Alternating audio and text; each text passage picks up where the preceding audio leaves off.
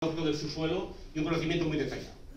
A ser posible, un conocimiento 3D. Como dijo el profesor Albert Pulgar, hoy en día, en los últimos 10-15 años, la tecnología de investigación geológica, geotécnica y hidrogeológica ha avanzado muchísimo y permite llegar a modelizaciones geológicas, geotécnicas y hidrogeológicas de gran precisión.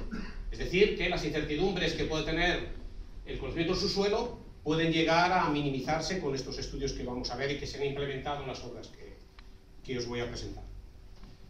Nosotros llevamos trabajando desde el año 2000-2001 en este grupo de investigación, donde estamos 8 investigadores, a veces 9, a veces 10, depende, más otras 8 o 10 personas de apoyo, de personal del Departamento de Geología y también de servicios científico-técnicos, lo que nos permite desarrollar este trabajo y lo que es la colaboración universidad-empresa, toda la parte de gestión la hace la Fundación Universidad de Oviedo, que también estamos muy agradecidos porque es una parte importante que si lo tenemos que hacer los investigadores, pues iría en pérdida de tiempo frente a nuestro trabajo. Antes de entrar en los dos proyectos, vamos a presentar muy brevemente el porqué de la importancia de la geología en el marco de estas obras.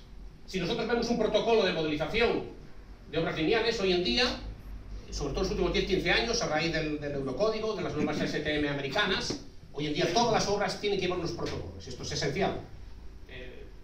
Quizá no conocen tanto en profundidad las obras, pero en sanidad es exactamente lo mismo. Si uno va a hacerse un reconocimiento, hay un protocolo de actuación en función de los síntomas que tiene. Aquí es exactamente igual. Digamos que los geólogos lo que hacemos un poco es un trabajo tipo a los radiólogos en medicina. Es decir, tratar de conocer el subsuelo para que luego los ingenieros puedan diseñar o bien la obra civil o bien también obra minera exactamente igual. Entonces, ¿qué es lo que hacemos? En primer lugar hay que recopilar toda la información disponible y con ello lo más importante es preparar un mapa geológico de base, que lo que nos va a permitir es centrar el trabajo. Siempre se trabaja de forma piramidal, es decir, de una mayor escala a una menor escala. Entonces, es importante saber dónde nos movemos. Si fallamos en el primer escalón, el final, los cortes y la obra van a fallar. En principio, este primer trabajo se hace con la recopilación bibliográfica, más trabajos de campo, y con apoyo, por supuesto, de nuevas metodologías geofísicas, geoquímicas, estudios de láminas delgadas, estudios petrológicos, estudios estructurales, etc. Es decir, hay suficiente información hoy en día para llegar a un conocimiento importante al subsuelo. La herramienta final, la que nos va a permitir definir y perfilar modelos, son los sondeos. ¿Qué es un sondeo? Un sondeo es una perforación del subsuelo donde extraemos unos testigos que representan a distintas profundidades. Pues las máquinas de sondeo hoy en día, yo cuando empecé a trabajar en el 80, pues los sondeos mineros era difícil pasar de 200-300 metros. Hoy en día hay máquinas y a precios bastante más asequibles que antes, donde puedes hacer un sondeo de 1500, puedes hacer un sondeo horizontal, para arriba, en cualquier dirección. Es decir, que esta tecnología te permite un reconocimiento muy exhaustivo del terreno, lo cual el grado de incertidumbre, el grado de libertad es mucho menor. Al final lo que vamos a hacer es unos cortes geológicos con los que se va a proyectar la ingeniería.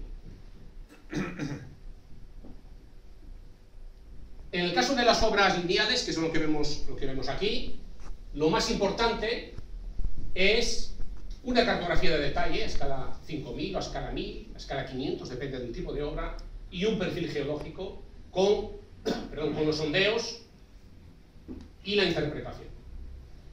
Este es un paso crítico a la hora de definir luego el método constructivo.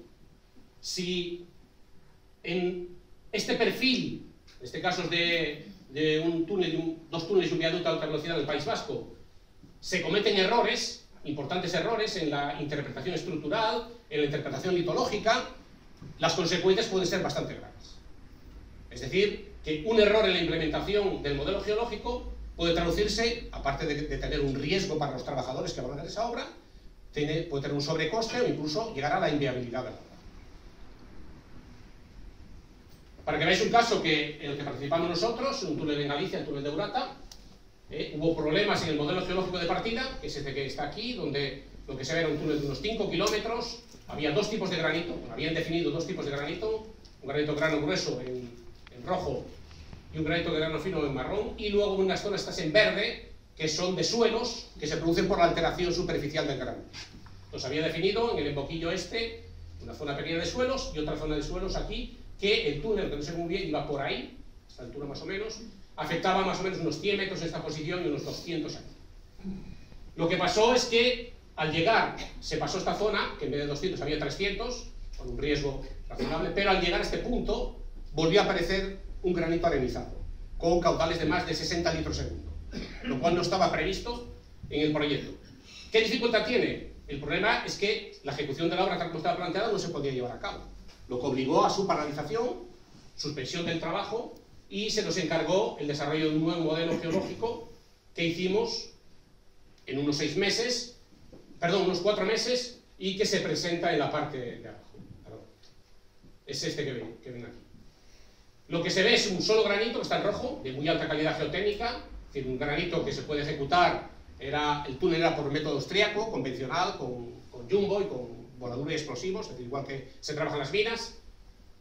De tal manera que en las zonas rojas no había ningún problema, sino con sostenimientos ligeros, sin ninguna dificultad, pero aparecieron las zonas verdes, que son de suelo granítico arenizado, lo que llaman en Galicia xabre, y se definieron estas 6 zonas que incrementaron de los inicialmente los 300 y pico metros que había a 1,8 kilómetros.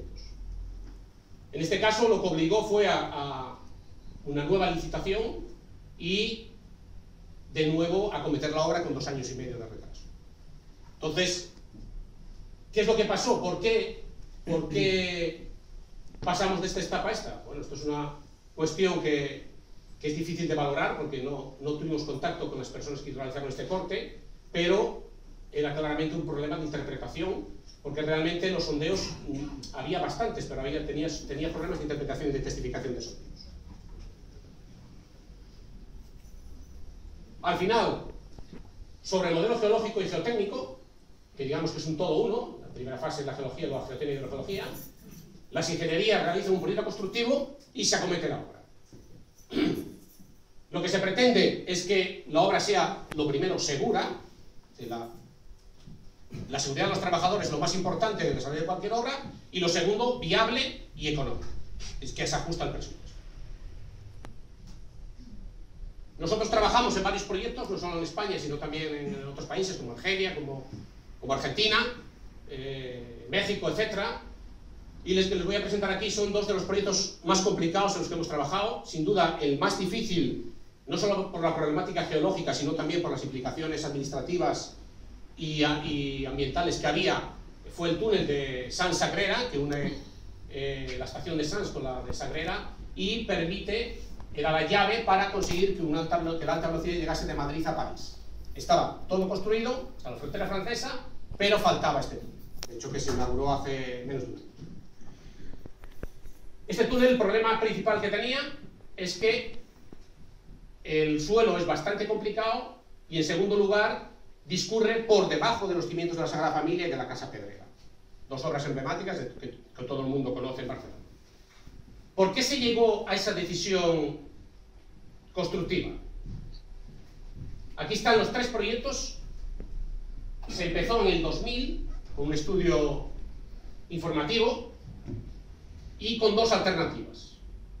Una alternativa que iba básicamente por toda la calle Mallorca y luego entraba directamente en Sants y Sagrera, y una pequeña variante por el norte. Esta alternativa pasaba por delante ya, por debajo de los cimientos de la Sagrada Familia. Esta fue inicialmente aprobada y no tuvo ninguna oposición, ni por parte de la Generalitat, ni del Ayuntamiento, ni de la vencida. Lo que pasó poco después de esta fecha fue el hundimiento del Carmel. O sea, la línea 9 de metro tuvo un socavón, hundió 4 manzanas y salió a superficie. Eso sensibilizó muchísimo a la gente de Barcelona, y sobre todo se movilizó el Patronato de la Sagrada Familia y presionó para que se moviese a una alternativa en la calle Sur, calle Provenza, desplazándose de la Sagrada Familia. ¿Qué problema tenía esta alternativa? Que pasaba por debajo de 4 manzanas habitadas, con lo cual el Ayuntamiento de Barcelona, después de la experiencia de Carmel, se negó taxativamente a admitir eso. Se hicieron bastantes estudios, estamos hablando ya en 2003, y el Ayuntamiento de Barcelona se opuso radicalmente, y además tiene competentes para hacerlo, a implementar esa solución constructiva. Con lo cual, en el 2006 se hizo una nueva variante, donde se volvió aproximadamente a la del proyecto inicial, pasando en la calle Mallorca, un pequeño tramo en diagonal, en la calle Provenza, de tal manera que todo el túnel, los 4 kilómetros 700 más las dos entradas, o 5 kilómetros, no iban a pasar por ninguna casa habitada. Sí que pasaban por debajo del Pórtico de la Gloria de la Sagrada Familia y por delante de la Casa Pedrera. Esta solución constructiva fue aprobada por el Ministerio de Fomento, por la Generalitat y por el Ayuntamiento de Barcelona, que eran las tres entidades implicadas en la obra, y así se aprobó en el 2007 el proyecto constructivo. De tal manera que se licitó la obra y se adjudicó a SACIR. Se iba a ir con una tuneladora de tierras, una EPB, de frente presurizado. Esto es muy importante. Hoy en día en ciudades la mayor parte de las obras, casi todas, se hacen con tuneladoras de frente presurizado, lo que significa que se mantiene la tensión del terreno tal como está y la presión de agua.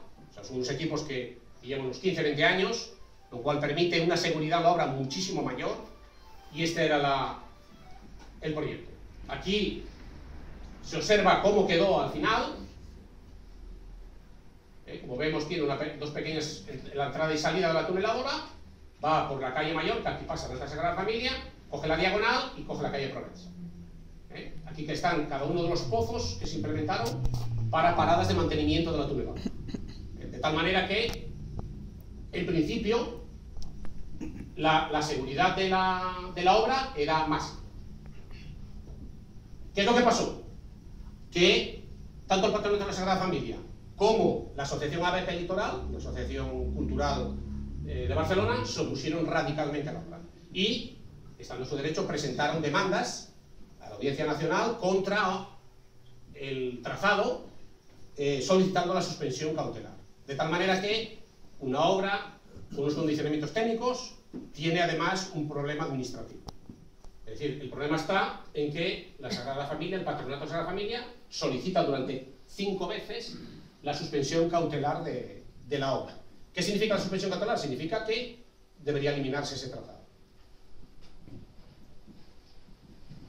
En esa fase se paró totalmente la obra, se suspendió la actividad, SACIR no empezó la construcción a pesar de que estaba adjudicado, y se encargó a nuestro grupo de investigación, a un grupo de la Universidad Politécnica de Barcelona y otro de la Politécnica de Madrid, 3 estudios paralelos para, nosotros desde el punto de vista, la faceta geológica, geotécnica y hidrogeológica, y las Politécnicas de Madrid y Barcelona desde la faceta ingeniería y constructiva, para analizar el proyecto y llegar a la conclusión que considerásemos oportuna, lo que viésemos si pensábamos que la obra podía ser segura o no podía ser segura.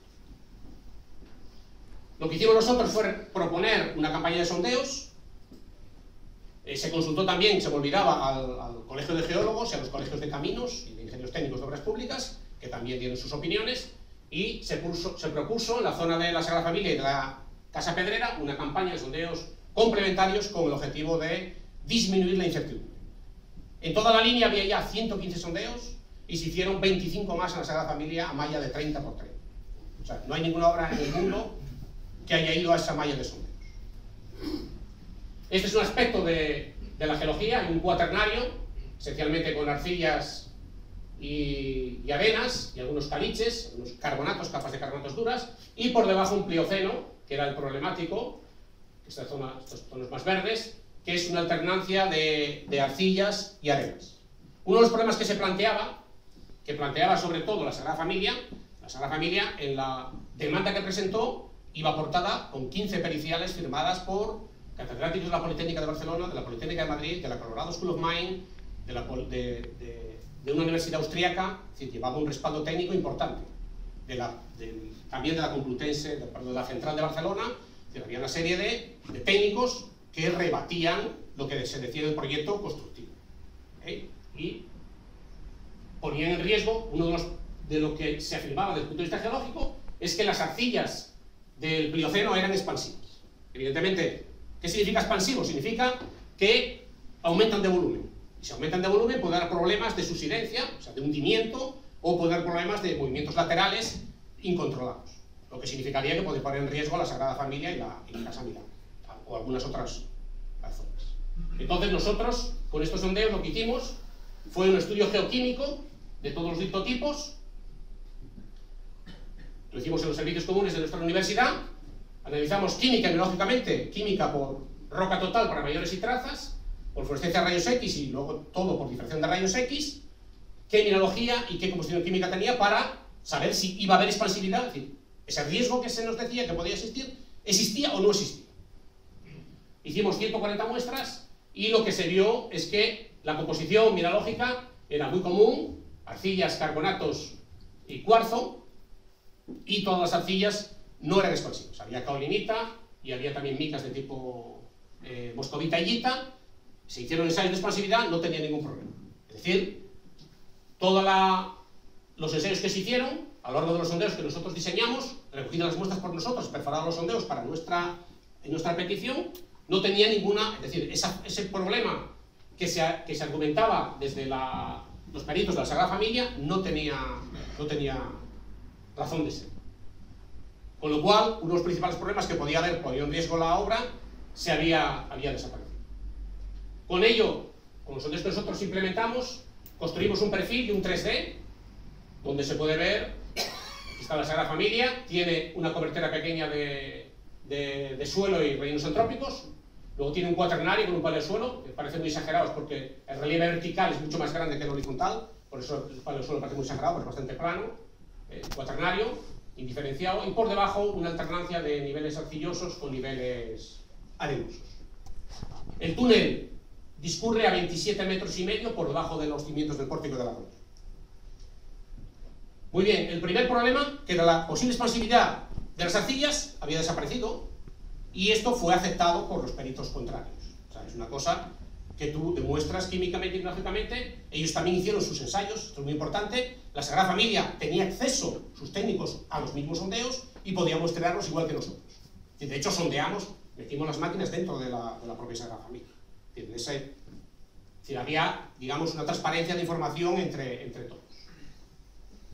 Este es el modelo 3D que elaboramos con el programa RECMIN, que es hecho por César Castañón, que es uno de los profesores del Departamento de Minas, trabaja con nosotros. Aquí puede verse la Sagrada Familia, el cuaternario, y este es el túnel que iba proyectado, y esta es la línea 2 del metro que ya estaba en esta misma. El segundo problema que he planteado y que fue el más grave era la subsidencia. ¿Qué significa la subsidencia? Significa que cuando hacemos una excavación subterránea hay una pérdida de terreno.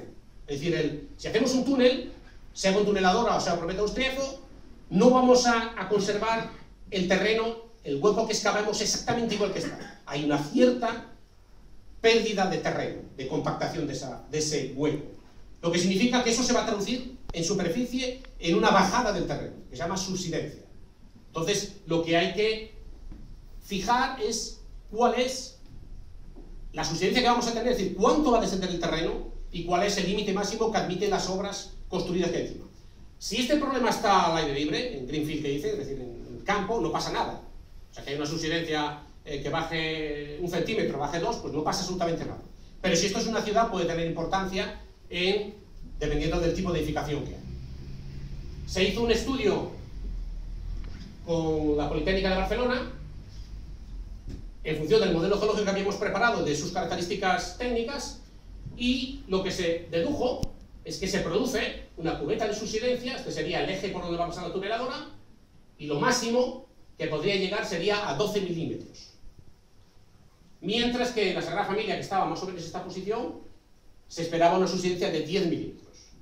10 milímetros, en principio, se consideró como inaceptable para el paso de la tuneladora. Lo que significa que, tal como estaba, la obra proyectada no se podía ejecutar.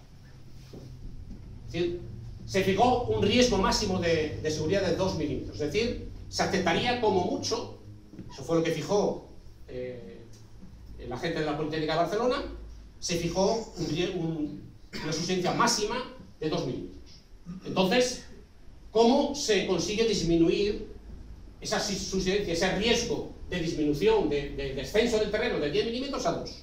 Evidentemente hay procesos constructivos que lo permiten. No lo contemplaba el proyecto constructivo, pero se implementó una nueva solución que desarrolló la Politécnica de Madrid y Barcelona con una empresa llamada Intemac, y que consistió en lo siguiente.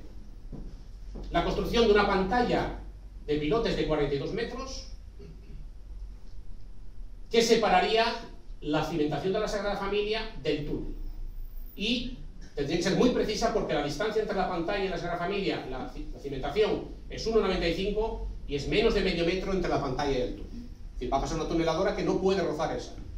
Para que no exista desviación, los pilotes eran guiados y encamisados. Es decir, un pilote lo que es un sondeo de gran diámetro, 85 milímetros, entubado con acero, dentro iba una estructura armada y con hormigón. Es decir, lo mismo que una columna de un edificio, solo que en el subsuelo. Aquí se puede ver la obra de la pantalla de pilotes y después, para evitar el paldeo, lo que se hacía, se arriostró, se construyó un dado de hormigón de 3×3 e inyecciones pasivas en una zona de 10×20.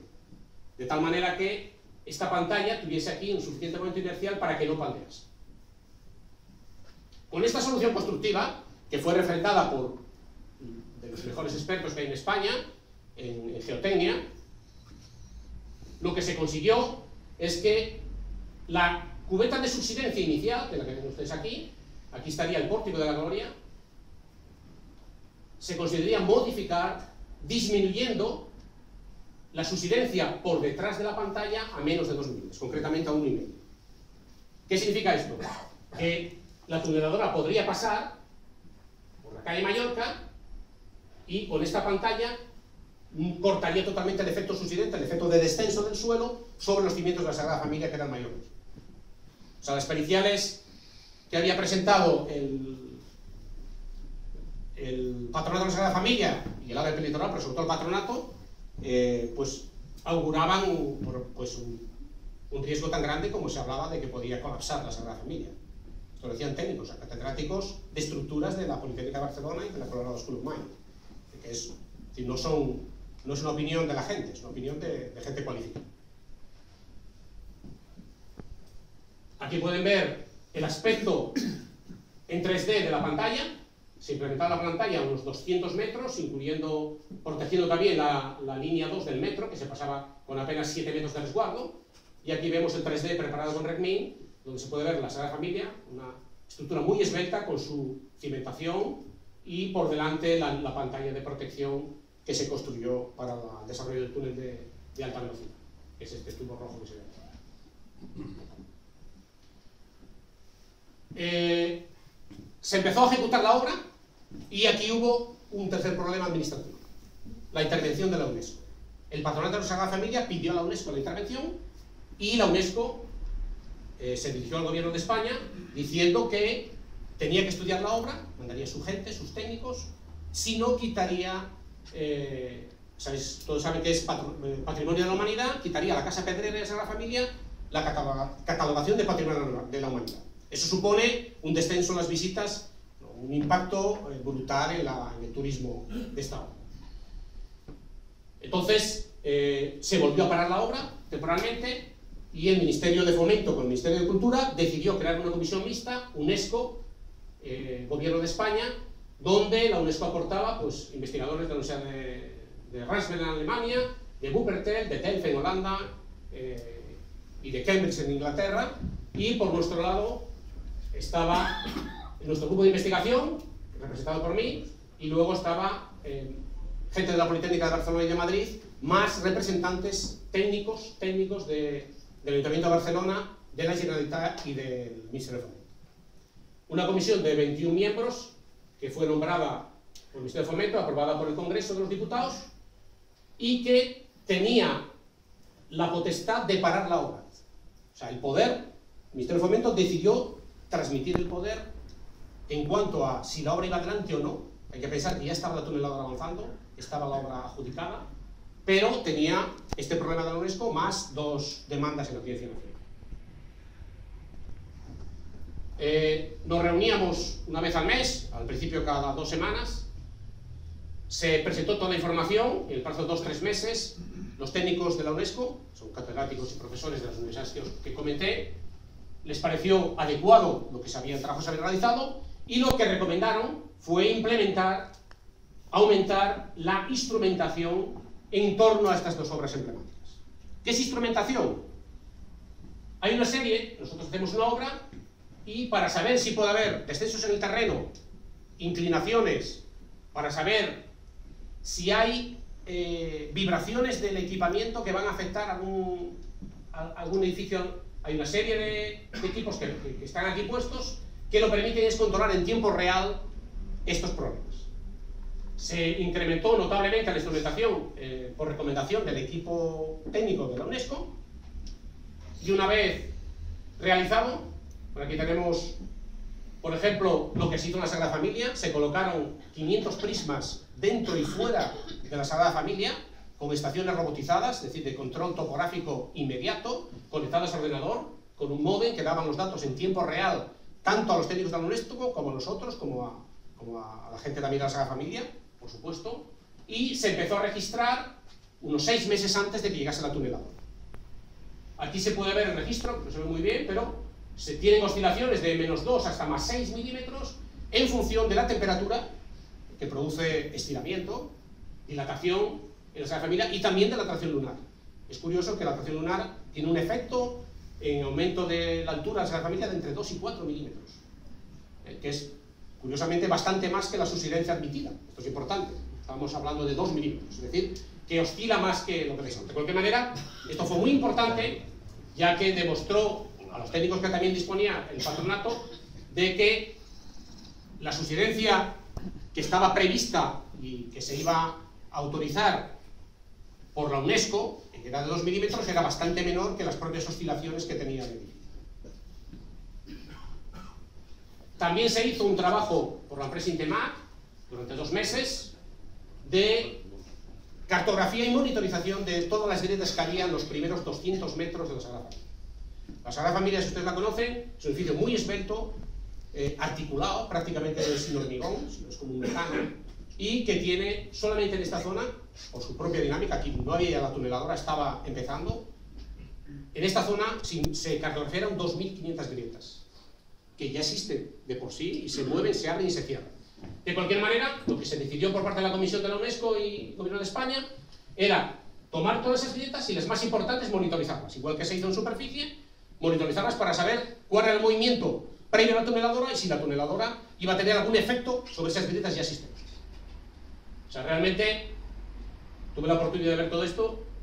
Viendo esas grietas da un poco miedo entrar en la Sagrada Familia, pero bueno, según los diseñadores no había problema. El problema que hubo es que la Sagrada Familia no tiene planos. O sea, no hay ningún plano. No pudimos, o sea, no nosotros, que era colateral, pero el equipo de ingeniería que estaba revisándolo y de la UNESCO no pudo ver ningún plano. O sea, no hay planos de la Sagrada Familia. Se está construyendo, como decía Jordi Bonet, el arquitecto jefe, siguiendo el espíritu del maestro. Los construyen y no hay planos.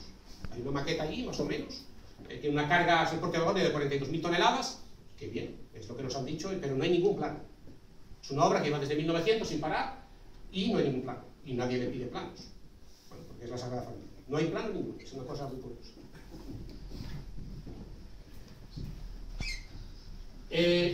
Con todo este trabajo de instrumentación, la UNESCO, el comité de la UNESCO, aprobó en la reunión de Brasil, en Brasilia, aprobó que se podía ejecutar el túnel tal como estaba proyectado, con las medidas aconsejadas por este comité, que era sobre todo incrementar la instrumentación, que se implementó totalmente. De tal manera que la tuneladora siguió avanzando y en agosto del 2010 se llegó al Pozo Padilla, a 200 metros del Pórtico de la Gloria. Ahí se paró, o sea, lo que se había decidido es parar, si hizo un pozo por delante, parar, hacer un mantenimiento total, cambiar todos los cortadores, es decir, las unidades de corte, como un mantenimiento de un coche general, y pasar sin parar todo el tramo. Incluso, si había un riesgo de pérdida de energía eléctrica, se pusieron 3 grupos de emergencia para evitar que la tuneladora parase, para conseguir pasar sin ningún incidente técnico. El control de la tuneladora no solamente era de SACIR, sino que el comité mixto tenía también su control, y lo mismo la empresa SENER, que era la asistencia externa. Es decir, había 3 controles, nosotros teníamos acceso directo al frente de la tuneladora, cómo estaba la presión de fluido en el frente, cómo estaban las inyecciones en el tras 2 es decir, para evitar la pérdida de terreno, etcétera, etcétera. Cuestiones técnicas. ¿Qué es lo que se consiguió? A principios de octubre se pasó totalmente a la Sagrada Familia. Abajo pueden ver ustedes La previsión, con una subsidencia de 12 milímetros máxima y menos de 2 milímetros por detrás de la pantalla. Aquí está la Sagrada Familia, la pantalla está en esta posición, la cubierta de subsidencia se desplazó ligeramente hacia el otro lado de la calle, pero en ningún caso la subsidencia máxima que tuvimos en rojo fue 1,3 milímetros y al otro lado de la pantalla llegó a 3,5. Es decir, de cualquier manera, muy por debajo del riesgo mínimo. ¿Por qué frente al modelo teórico se mejoró? Esencialmente porque el modelo teórico era bastante conservador y además se implementó en la tuneladora un relleno especial con resinas bicomponente en el trasdós de la dobega. O sea, entre el revestimiento de hormigón del túnel y la roca hay un gap de unos 10-15 centímetros que hay que rellenar. Cuanto antes se rellene y con material de mejor calidad, menos subsidencia hay, es decir, menos se cierra el túnel. ¿De acuerdo? Entonces, eso permitió que, a pesar de que en esta zona no había ninguna protección en los edificios de al lado, la subsidencia, es decir, el descenso del terreno fue mínimo. Por supuesto, salió en toda la prensa, evidentemente, los de la época en el mundo, el país, noticias, etcétera, se pasó sin ningún problema. Esta es una de las estaciones robotizadas que estaban puestas dentro del templo con sus prismas, es decir, que daban también la posición en tiempo real. Y en junio del siguiente año, después de 4 años de pleito, la Audiencia Nacional desestimó los dos contenciosos y permitió la ejecución de la obra una vez que habíamos pasado. Sí, es lo que pasa en estas cosas. De cualquier manera, lo que sí hay que reconocer es que el tribunal, que era la sala 3 de la Audiencia Nacional, realizó mucho trabajo. Nosotros, como peritos de la administración, además de hacer el trabajo técnico, teníamos que asistir a la abogacía del Estado en las preguntas a la pericial contraria, y fue tan importante la demanda que la sala al completo se personó para ver in situ la obra, lo cual desde el 54 no lo había hecho ninguna sala de la Audiencia Nacional. O sea, fue una cosa impresionante, con 200 periodistas y 12 jueces ahí. Bueno, apareció hasta el arzobispo de Barcelona, salvo un pollo bastante respetable, porque el tribunal no quería ver al arzobispo. El obispo quería hablar con el presidente del tribunal, pero no era el trabajo que debería hacer. O sea, un follón bastante importante. El coordinador era John Rigol, que ahora está en la plataforma independentista. Este es el patronato. Este sin duda fue el proyecto más difícil que acometimos.